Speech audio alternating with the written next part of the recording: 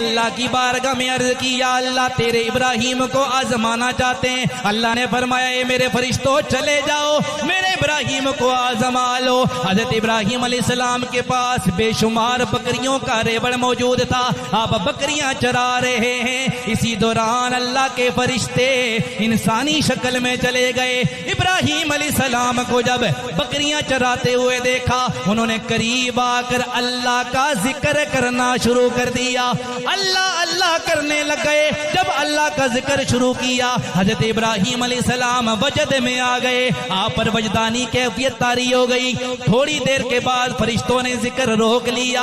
آپ نے فرمایا اللہ کے بندو روک کیوں لیا، ذکر روکا کیوں ہے؟ وہ کہنے لگے ہمارا جو ذکر تھا وہ پورا ہو گیا، اگر اب ذکر سننا چاہتے ہو کوئی قیمت بھی دے دو۔ ابراہیم علیہ السلام نے فرمایا اگر قیمت چاہتے ہو میری آدھی بکریاں تم لے لو، مجھے اللہ کا ذکر سناؤ۔ انہوں نے آدھی بکریاں لے لی، اس کے بعد پھر اللہ اللہ کرنے لگ گئے۔ حضرت ابراہیم پر پھر کیفیت طاری ہونے لگی۔ تھوڑی دیر گزری، فرشتوں نے پھر ذکر روک لیا۔ ابراہیم علیہ السلام نے فرمایا اے بندو اب ذکر کیوں روک لیا؟ فرشتے کہنے لگے اے ابراہیم علیہ السلام ہماری قیمت پوری ہو گئی ہے، جو آپ نے قیمت دی تھی وہ قیمت پوری ہو گئی ہے، اب نئی قیمت دو گے تو اور ذکر سنائیں گے۔ حضرت ابراہیم نے فرمایا یہ ساری بکریاں لے لو، مجھے اللہ کا ذکر سناؤ۔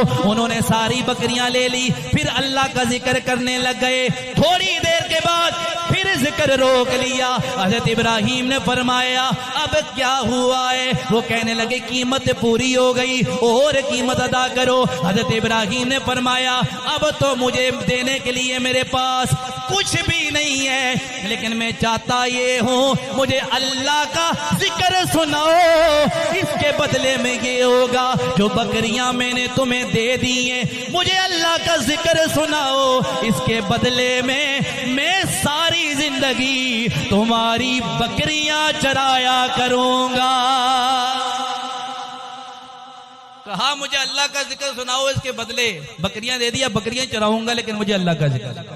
فرشتے کہنے لگے ابراہیم ہم اللہ کے فرشتے تھے، آزمائش کے لیے آئے تھے، اللہ نے فرمایا ہے کہ میرا ابراہیم آزمائش میں کامیاب ہو گیا ہے۔